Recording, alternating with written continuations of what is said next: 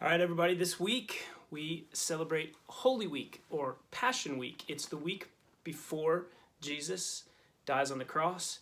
He is buried and then he rises again on Easter, defeating death. Good news everywhere for all time, right?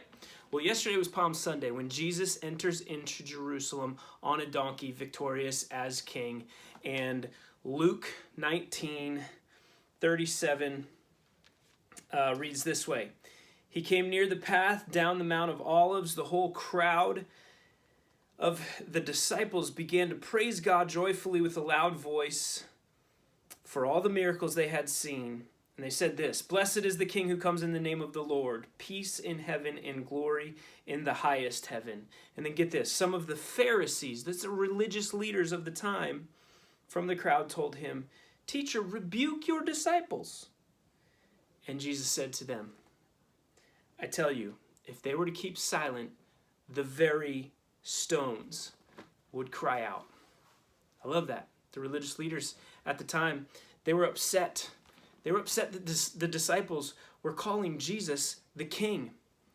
And Jesus says to them, listen, if they don't call me the King, very creation knows what it knows, and it will call me King. You can't stop Jesus from being called King. I love that.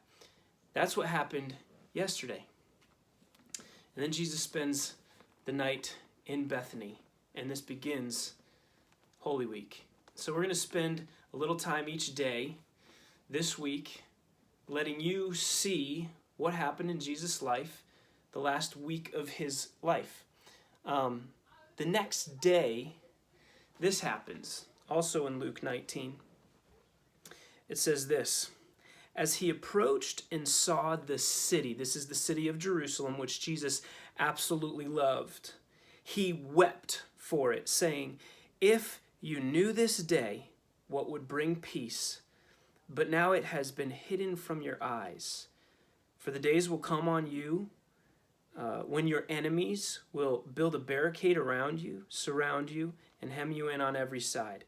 They will crush you and your children among you to the ground, and they will not leave one stone on another in your midst, because you did not recognize the time when God visited you,'" right?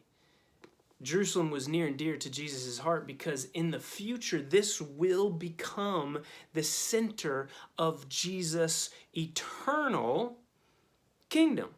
He is right now preparing a new heaven, new earth, new Jerusalem that will descend down, and Jerusalem will be the center of his eternal kingdom. If only they had known this at the time. Jesus knows their hearts, right? And there was one group of people that just didn't believe that Jesus was the Messiah. This was the Pharisees. The religious leaders did not believe that Jesus was actually the Son of God, the Messiah. There was another group of people that thought Jesus was going to reign physically on the throne in Jerusalem and free them from Roman oppression right then and there.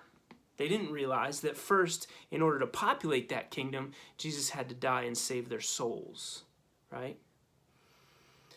And what he's saying, Jesus is weeping over Jerusalem and over his people and saying, if only you knew the time that God had visited you, but you were blind. If only you knew that Jesus was really the Son of God, the Messiah. This was his own people. This is the day after he comes into Jerusalem as victorious king. He is weeping over the city of Jerusalem. And so that, number one, is my first prayer for us as we enter into Holy Week, is that we're not blind to see who Jesus really is. And then the next thing that Jesus does, also in chapter 19, this is Monday after Palm Sunday. It says this, "Jesus then went into the temple and began to throw out those who were selling. He said, 'It is written, my house will be a house of prayer, but you have made it a den of thieves.' Every day he was teaching in the temple. The chief priests, the scribes, and the leaders of the people were looking for a way to kill him, but they could not find a way to do it because all the people were captivated by what they had heard." You see, this is the second time in Jesus' ministry when he had gone into the temple just to check on things, how things were going in his Father's house, right? And this is the second time that he drives out the people who were buying and selling for temple sacrifices. This was around the time of preparation for Passover both times, and people were buying and selling sacrifices to prepare for the Passover. But this was kind of strategic for Jesus in both times. To teach his disciples something, and I think to teach the people who were listening something. I mean, I'm sure his disciples were probably like, "Oh my goodness, Jesus!" The first time he does it is the day after he enters into Jerusalem as king, and then he goes into the temple and starts tossing tables and driving out people who are buying and selling in the temple courts. And his disciples are probably like, "Jesus, what are you doing? Like, these people used to love you. You're going to make them hate you, right?"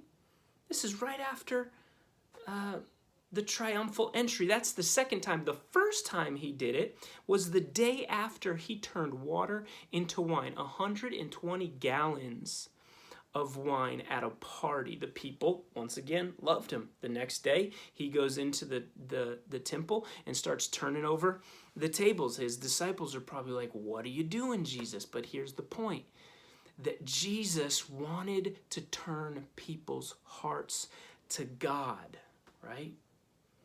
Is that the rituals were not the end. They're a means only to the end, to point to something greater, to point to Jesus. And here's the problem, is at that time, the religious leaders were creating their own religious ritual. They started to make up their own rules for their own profit and gain. And Jesus challenges this. He says, no, religion is not for your own profit and gain. It is for God, right? It is to turn your hearts toward the living God in prayer, in communion, in relationship. And so this is what happens the first day of the week before Jesus eventually goes to the cross on Friday evening. And so our prayer is that this week our hearts would be turned toward God, toward Jesus, to remember what he did for us.